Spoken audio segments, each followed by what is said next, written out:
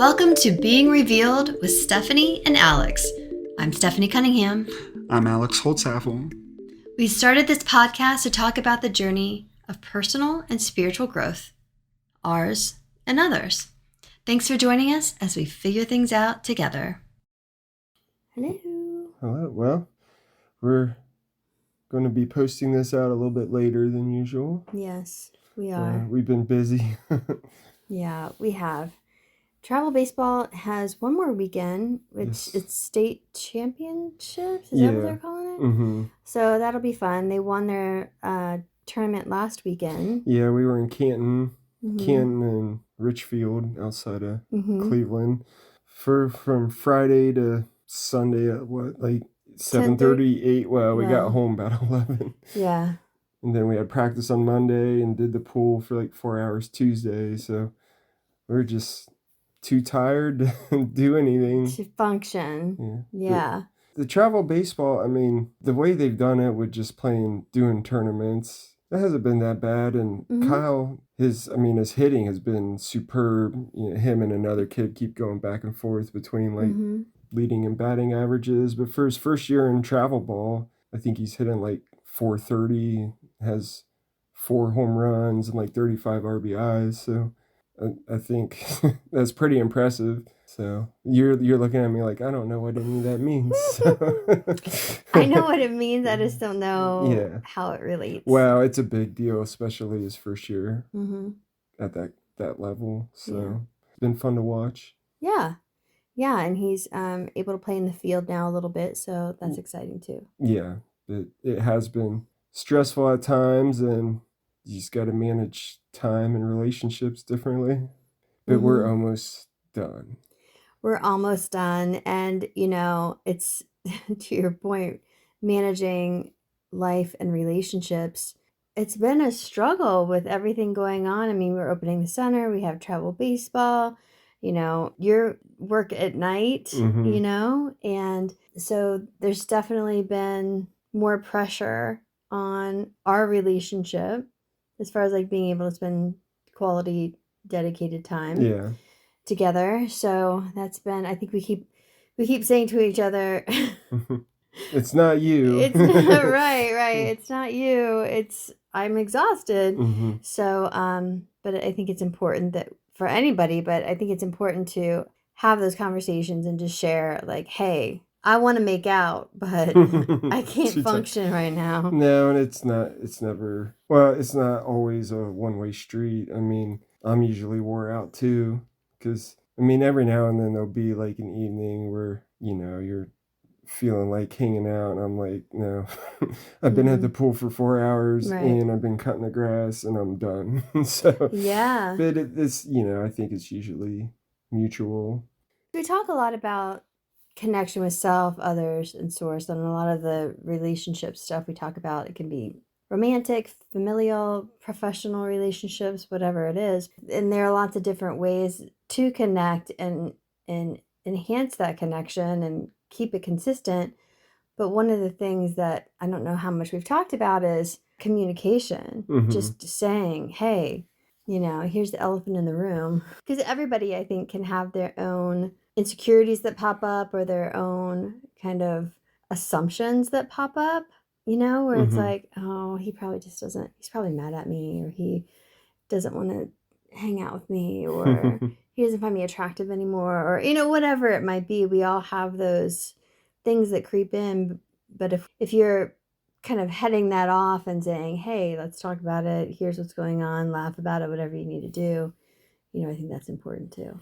Well, and there's, like you said, you kind of assume, or I don't have it in me, so I just don't want to hang out. But it, connection isn't just about physical. It could be, hanging out and talking, or hanging out and just being next to each other. It doesn't always have to be getting down to business. No. So it's just as important to spend time together, even a half hour. Sometimes we're really tired and we'll just hang out and watch something together and cuddle or talk, or I'll make you rub my feet. I was just gonna say that. This is what he really means. So it's not always just about No, it really is about Yeah. the time Yeah. spent. Yeah. Mm-hmm. That went off on Yeah. a, Well, it's yeah, nice a nice introduction introduction. to our life the past few months. So. Yeah, no kidding. And I'm sure so many people listening to this can relate to that. Well, having a family change, it's a lot different when it's just two people, but then you throw a kid or kids into the mix, and then as they get older, they start doing activities, and Mm-hmm. and then with you, like you're busy almost all the time trying to figure things out with your new center and how to market it. So, and then Mm-hmm. I got stuff to take care of at the house, and I got to work. So, Right. And then we have yes, Butters, we have yeah, Kyle. And then, for other people, maybe in addition to that, they have someone who's sick that they need to take care of. Or mm-hmm, maybe they have something else that came up that was unexpected that they need to take care of. So there's all these different layers and levels and things that happen in life, that I think we're all kind of navigating relationships with ourselves, other people, and source, like I mm-hmm. always say, the world around us all the time. Well, yeah, I think that's why communication is just important. Mm-hmm. And sometimes you might not understand why you might be stressed out, but Mm-hmm. I guess just communicating, like, I haven't been feeling like being around anyone the past few days. And it's like, well, okay, that can be normal, or you can, at least your partner or whoever's aware of it, because if it stays like that, then it's like, okay, well, this is a bigger issue, Yeah. So yeah, communicating is always important. Mm-hmm. And one thing that we were going to talk about today, or the thing that we are going to talk about today, was forgiveness. That's a little email series that I've had for people who are on the newsletter list. And we've been talking about, forgiveness, what it is, how to cultivate and nurture forgiveness in your life, whether Mm-hmm. it's for yourself or for others, and what it really means. Forgiveness, what does that mean to you? Well, I mean, when I think about forgiveness, I mean, I guess you always think about like big things, like, and then I guess I think of the opposite, like resentment. If Mm, I'm not able to forgive, then it turns into resentment and a grudge, and it just always relive it. And depending on the situation, if it's something in the home, then it's something that like can be thrown back in that person's face all the time, or instead of having a loving feeling towards that person, then you're always reliving the negative feeling, and then it's really hard, then you're just gonna read like negative mm-hmm. action. So that's when I think about forgiveness, that's what I think about. Like if you don't learn to forgive, then it's gonna turn into poison and it's gonna Mm, affect you and your relationship with that person. When I think of forgiveness too, I think of like you don't have to necessarily agree with what happened or like it, but you have to be able to forgive, and that's kind of tricky, like mm-hmm. because you don't have to necessarily accept it, but you have to forgive. And I don't know if that's the right word, accepting, or I guess I don't know if tolerable would be the word either. But what do you think of that, like that theory? Yeah, so I've had, thinking about throughout my life, I've had a different relationship with that word. At first, you think of forgiveness and you think of, oh, I'm supposed to accept what was done Mm. and forgive and just let it go Or be and okay with it. be okay with Mm. it. Then you think, okay, forgiveness, I'll forgive but not forget, Yeah. Which right? really isn't. Or, you think of it as an external thing, I think, at first. And then as you get older and you really understand what forgiveness is about, forgiveness is really an act of self-love, right? Yeah. Because what you're doing is you're releasing that energy, you're, like you said, that poison from your body, Mm-hmm. right? You're acknowledging that this is the situation, I'm not going to hold feelings towards it, or whatever it might be. Maybe it's feelings towards it, feelings towards another person, kind of releasing attachment. Mm-hmm. It's really about that attachment, Yeah. releasing that attachment from the situation. And that's for you. Yeah. That's it. That's for you. You don't have to, if someone did something to you and you don't want to be around them ever again, you don't have to go to be around them ever again. But if you don't release attachment to that situation, it is going to become poison, and it is going to become resentment, and it can manifest in ways that are not pretty, physically, emotionally, mentally, spiritually. Mm-hmm. Is it hard? Yeah, it can be really hard, and it can take years of unpeeling an onion, of, okay, I'll forgive this part, but I'm not going to forgive this part. I'll forgive this part, but I won't forgive this part. It's really hard because there is such an attachment to feelings and fairness and judgment and violation, and there could be so many things that surround whatever situation that needs to be forgiven. It can be really, really tricky. Well, yeah, and it's just you can spend all that time. It's the art of letting go. It's the art of just being able, like you said, to let go. But then it's you could do all this work to let it go and forgive, and then you can take it back in a blink of an eye.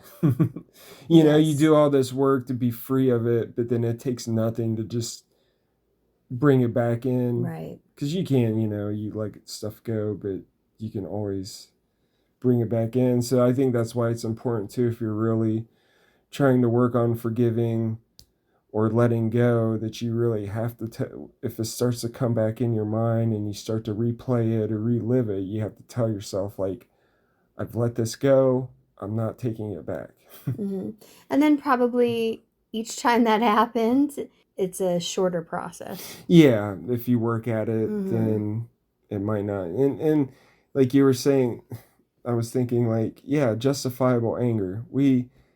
Someone hurts us, someone does something to us, and maybe not everybody, but a lot of us want a reason sometimes we want a reason to be angry, and then there's something there and we want to hold on to it, because it gives us a reason to be angry. It's justifiable anger. Right. And that's another kind of like resentment. That's another thing that can be damaging too. Like, so, and we're human, we have social instincts. Sometimes they get out of whack, and maybe you use that and you feel it and you like it, but then you got to learn, like, okay, I don't want to say I've had my fun with it, but it's like, okay, I felt it, I exhibited some emotions. Now it's time for me to let go of this, because it's not gonna be helpful to my spirit. It's not gonna be helpful to my daily life. It's just gonna create negative thoughts, emotions, actions. Yeah, that's the point. And people can be addicted to that. Yeah, that anger and that sense of righteousness. And whew, that's a big topic right there. I mean, that all comes back to kind of forgiveness, and some people are addicted to that feeling of feeling that armor and feeling that toughness, or feeling that victimhood, or whatever it might be, that it can be really hard to surrender and let go. And I think the longer that we're on this earth, we recognize and have relationships, we recognize that as we let that go, we're able to have more compassion and empathy for other people. Some people don't want to have empathy and compassion for other people. No, they don't. And some people aren't bothered by just the chaos. They like chaos, and it doesn't bother them. The after effect. I mean, the big one I'm thinking of is like road rage. Like, someone cuts you off, and then you're like, you're not thinking it, but I think the feeling is like, well, this gives me a right to, like, go, like, yell at this person and chase him down, and that might feel great. It gives you a high. You're like angry, but then something horrible happens, and then you know what I mean? Like, all the things that can happen with road rage. So it's like, yeah, in the moment it might be like a high, and you're like, oh yeah, like, this person deserves this, but then a bunch of bad things happen, and you can't. They've happened, and you're in a bad situation. Like, right. So, And in that situation, it's usually a stranger, right? We've all been in situations where we did something or we made a mistake driving, yeah. right? Every one of us. If Mm-hmm. you're driving, you've made a mistake driving and made someone upset or cut someone off on accident or did something unintentionally. And wouldn't you want that person to hear your side of the story and say, gosh, I didn't see it. It was in the blind. I didn't see you. You were in a blind spot. Or I'm so sorry. That was not my intention. I Mm-hmm. just, whatever it might be, Mm-hmm. And so I always try to think about that. Yeah, sure, there's some people that are just blatant, blatant about Yeah. their They don't driving care. abilities, but that has to stick with me then too. So if I'm going to get upset with somebody, I mean, going back to forgiveness, if I'm going to get upset with somebody that cuts me off, that's a situation that it makes me feel bad inside. It Well, does yeah. nothing for the other person, to No. the other person. The only thing that it does is it amps me up, stresses me out, makes me mad, makes me um, less enjoyable to be around. Mm-hmm. Yeah, you're not fun when you get angry in the car. And so it's like, that's not worth it to me. So I'm going to forgive the situation or let it go or not get attached to it Mm-hmm. because I don't want to feel that way. Yeah. That's an act of self-love and self-care. Well, and it's more about you than it is letting the other person get away with being an ass. Or, Right. and in a lot of situations, you don't know what what's going on. Sometimes people are in a hurry because maybe there's something going on at home, or Right. but and then other times people are just weaving in and out of traffic. And but Mm-hmm. not to call out the 11-year-old that Kyle, Mm-hmm. but I've been in the car with him a lot, and people have done something, and he's like, why don't you honk at them, or you need to be more Yeah. angry, or and it's like, why? And he's like, well, because they're doing this, and you had the right of way. Or and I guess I never really thought of it, but I guess a lot of times in those situations it's like I don't want to carry that anger Yeah. around the rest of the day Right. over one little traffic stop. Right. And and I thinking that's the thought, like thinking about it now, I know that's how I was feeling, but I Mm-hmm. didn't know then how to express that. But yeah, it's like, why do I want to carry this anger around? It's harder to get rid of the anger It is. than in that situation to just be like, well, whatever. Mm-hmm. you Yeah. know but there's bigger instances of like needing to forgive. Yeah. And I would say, like, I don't know what the percentages would be, but there's a lot of times where we might set things in motion, and then we step on someone's toes, and then they turn around and hurt us. Mm-hmm. So there's sometimes too where we're at fault, but then there's little, and I feel like those are easier to figure out with time, like maybe not in the moment, but then if you really stop and try to put yourself in someone's shoes, and you're like, oh wow, maybe I shouldn't have done this, and then forgiveness comes a little bit easier. But then there are those times where someone just does something that's horrible to you, Mm-hmm. and you didn't deserve it. I Right. think those are the big ones that are hard. Yes. Yes. Those are really hard. Mm-hmm. I've been through a couple of those, and one thing I'll say about that, I won't get into the situation that Mm-hmm. happened, but I was going through a situation and I was really, really angry. And I felt that I was in the right and this person was in the wrong. And I was communicating that to this she was a coach. I didn't realize what I was looking for in the moment, but she reflected it back to me and she said, because she wasn't saying, yes, you're right, Mm-hmm. this person was wrong, and I think I needed to hear that, or I wanted her to agree with me. Yeah. I wanted that validation. I wanted to be known as the one that was right, I guess. Right? Mm-hmm. And I wanted I guess it was a little bit competitive too, right? Because it was like, I'm doing the right thing. this person's doing the wrong thing. Everybody knows it, right? You tell me that's what's going on. You want the justification. The justification, the validation. And she said, is that what you want? You want the validation, or do you want to let this go? Like, what is more important to you? Like, me saying or somebody else saying, yes, you were right. Okay, so what does that matter? Like, what is the lesson there? What did you learn? Why do you need that? What is it that you're holding on to that attachment rather than surrendering to the situation that is and just letting it go? Yeah. And I was mad at her for a long time for saying that and reflecting it back to me. It was not something that I was like, that's not what you were wanting I get it. And okay, you're right. I had to come to terms with that and say, okay, why is it that I need that validation? Is it a judgment thing? Is it a self-worth thing? Is it I need to know that I'm right? I need to win. I need, what is it? And I really had to kind of work through that situation and say, all right, well, it's never going to be tied up in a bow like I want it to be. That's never going to happen. This is not a black and white situation. Even if it was, it's not going to be, I'm not going to get what I wanted out of it, right? From a, feelings perspective. Well, yeah, even if you were told that what you were doing was right, it's not gonna satisfy you. It's not going to change anything. Yeah. Right. That's a great way to say that. Yeah. There's not going to be that satisfaction, right? So I had to change my perspective, look into it a little bit more, I better understand what it was that I wanted really at the end.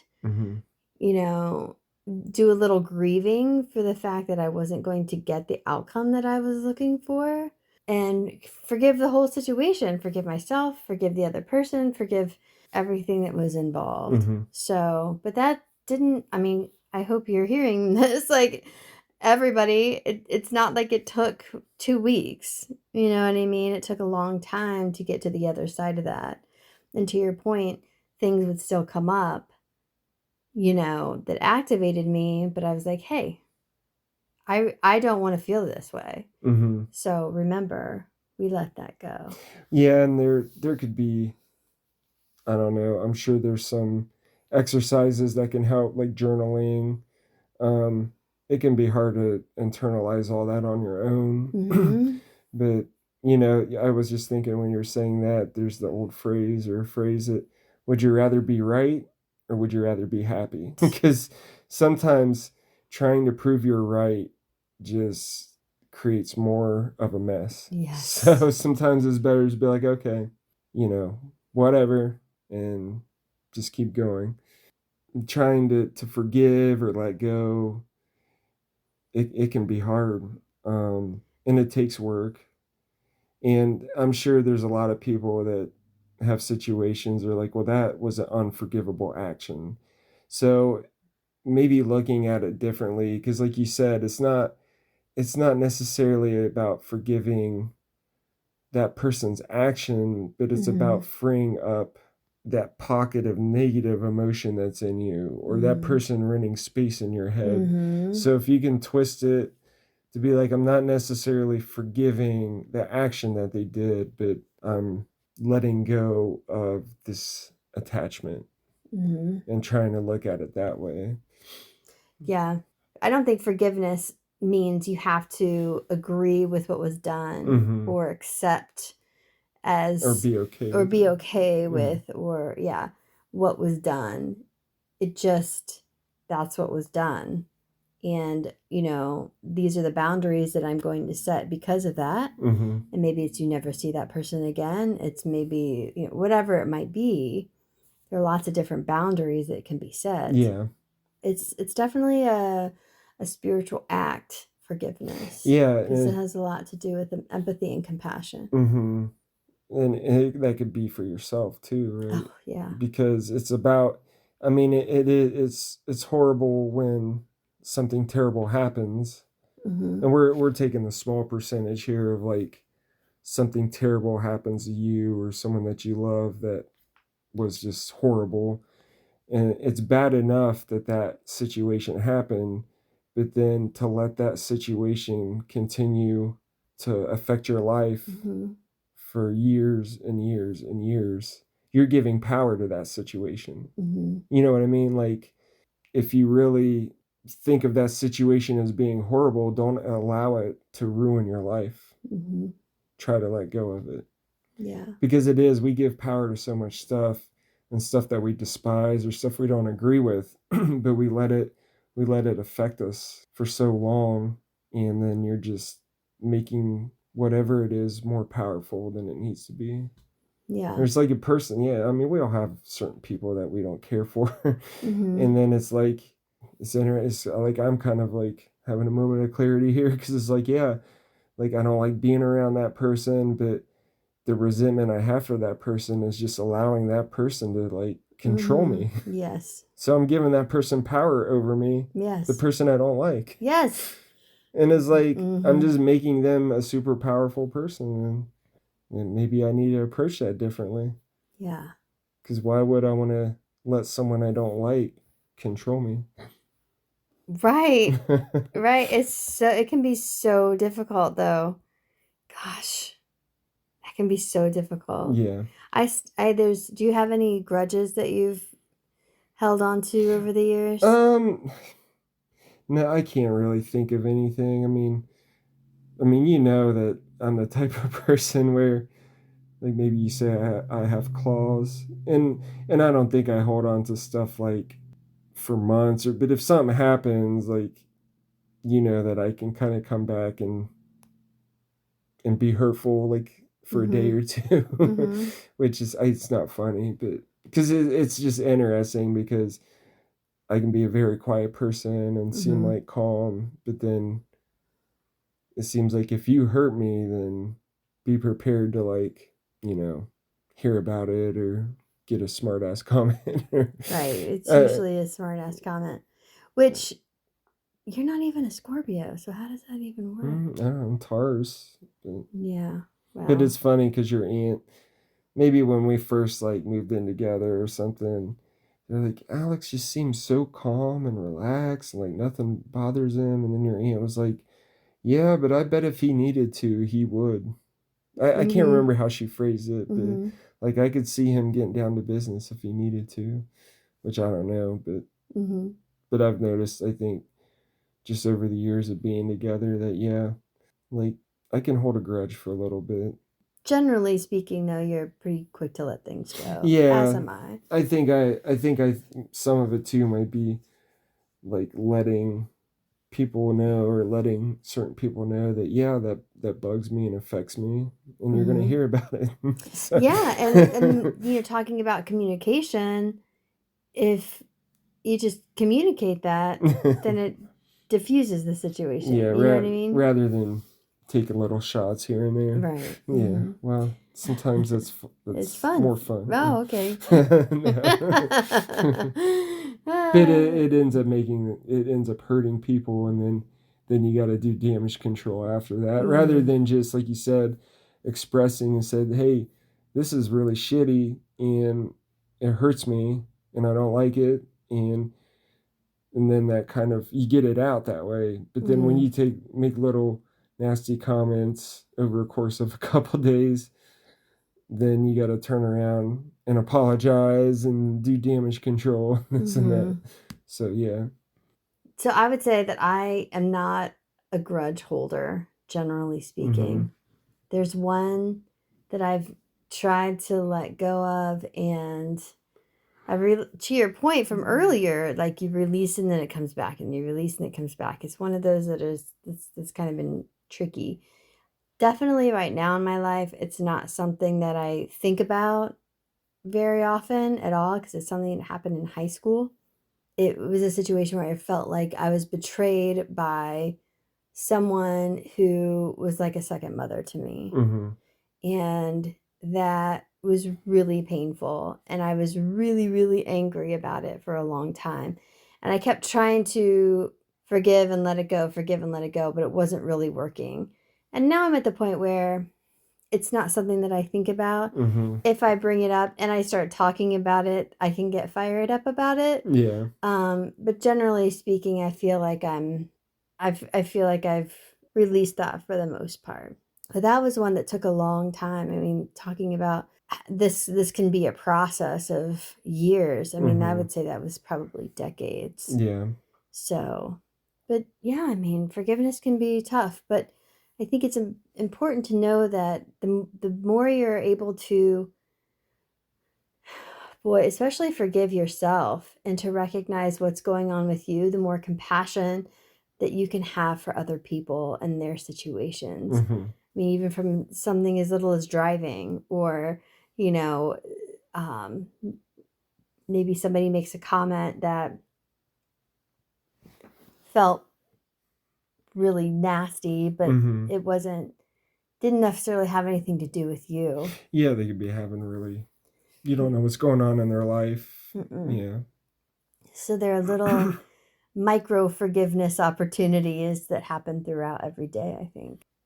Forgiveness doesn't have to be, it could be in the moment. That's Mm-hmm. kind of where you like bloat, like, okay, well, this person's having a bad day. And Mm-hmm. you don't think to yourself, oh, well, I forgive you. I think it just kind of happens because you become a little bit more understanding, or just, and I can lose track of it, but I'm a big one on trying to look at all perspectives of things and like give people the benefit of the doubt. Like you said, maybe something's going on in their life Mm-hmm. and they're really having trouble with it, and they lash out on you. Like, you just don't know what people are going through. And those are more, I mean, there's probably more of those that happen throughout our day than the big Mm-hmm. things. So it perspective and understanding and compassion can really go a long way. And again, just to reiterate, that doesn't mean that you accept bad behavior. Mm-hmm. It doesn't mean that you're saying, okay, you treated me badly and we're not going to talk about it, or we're Yeah. not going to say anything about it. I'm just going to let it happen. Mm-hmm. That's not at all what this Yeah, is not about. being a doormat. It's, yeah. Mm-mm. No. Mm-hmm. This is about, okay, well, this happened, I can hold on to it emotionally, or I can release it, and I can also release the person, Mm-hmm. Yeah. or I can have a conversation and say, this isn't going to happen again. And if it does, then, we can't be friends anymore, Yeah. or we're going to have to change our working relationship, or Mm-hmm. whatever it might be. I think the main thing is changing how you react to situations. Like you said, you don't have to be okay with it, and you're not a doormat. That doesn't mean that people can walk all over you. It's just about not reacting negatively to something that's negative. Right, It's holding about, on to it, yeah, yeah. like someone does something, and then you're like, okay, like maybe they're having a bad day.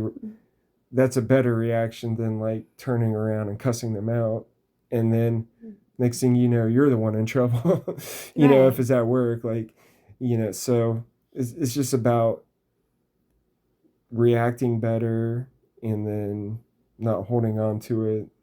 And like you said, if stuff like that keeps happening, then you can have a conversation like, hey, I don't know what you're going through, but it's not cool to be doing that to me, and appreciate it if you stop, Mm-hmm. or whatever the situation is. But Yeah. yeah, it's a big one. I mean, it's a tough one. Yeah. How do you feel about, I'm talking to our listeners, how do you feel about um, forgiveness? What does it mean to you? Are you still holding a grudge from decades ago? Or is there something that you want to forgive and release from your body, right? So that you're not holding on to it and it's not causing you stress and pain physically or emotionally or spiritually.